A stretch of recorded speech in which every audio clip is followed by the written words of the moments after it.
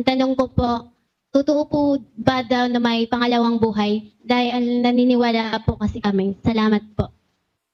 Mga kapatid, yung pangalawang buhay na sinasabi, yung salitang pangalawang buhay, hindi yun ang ginagamit ng Biblia. Ang ginagamit ng Biblia, buhay na darating. Buhay na darating.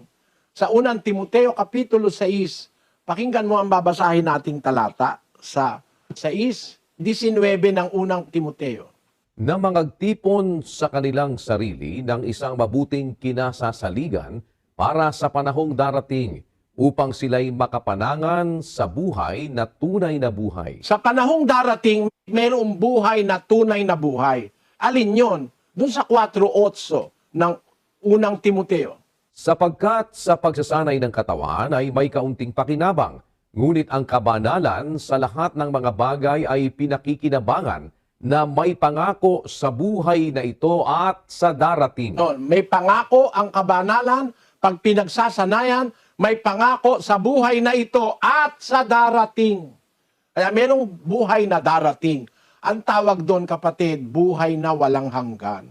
Naniniwala ako noon, kapatid. Kasi kung walang pangakong buhay na walang hanggan, agrabyado tayo ngayon sa lupa. Yung mahihirap, agrabyado tayo. Yung mga nirape, yung mga inabuso, mga ninakawan, sinunog, pinatay, pinagmamarder, ano? Pag wala nang darating, wala nang paghukom, lalabas, wala nang hustisya. Para tayong mga hayop na lang na pinatay na lang ng mga taong masasama. Kaya ang hustisya o ang katarungan darating sa buhay na darating. May paparusahan ng Diyos, mayroong gagantimpalaan. And that is the fulfillment of the life which God proposed to mankind. Ang katuparan ng talagang buhay na ibig ng Diyos maranasan natin, yung buhay na nasa ilalim ng hustisya.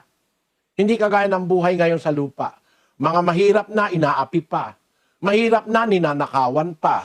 Tingnan mo nung araw sa Biblia, pagka nagtrabaho yung tao, dapat ibigay mo agad yung sweldo. Sa panahon ngayon, 3 taon na nag-aantay ng sweldo, ayaw pang ibigay. Nalululong tuloy sa 5-6 yung tao sa patubuan. 1 buwan kang nangungutang nagpapatubo kasi wala kang magamit na pera. Nung araw, dapat bibigay mo agad yung upa. Hindi na kailangan magpatubo siya. Ngayon, may mga kumpanya, papasweldohin ka, late pa, buwana na, late pa. Naobliga ka ngayong mangutang ng patubuan.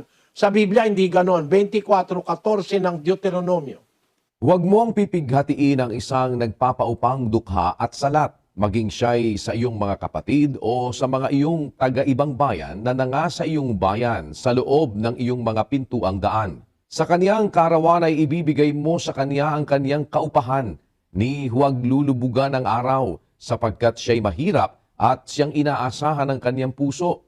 Baka siya'y dumaing sa Panginoon laban sa iyo at maging kasalanan sa iyo. Kita mo na, bago pa lumubog ang araw, malay mo, walang kakaining hapunan yung pamilya. Bigay mo na yung sweldo. Yung mga iba ngayon, para yumaman sila, binibimbin ng sweldo. Dinidelay para kumita pa ng kumita sa bangko. Merong ganong mga tao, walang budhi sa kapwa. Kaya, kung wala yung pangalawang buhay, hindi ka na makakaginhawa man lang, kapatid, lalo na kung mahirap ka. Naintindihan mo, kapatid na Jezebel? Opo.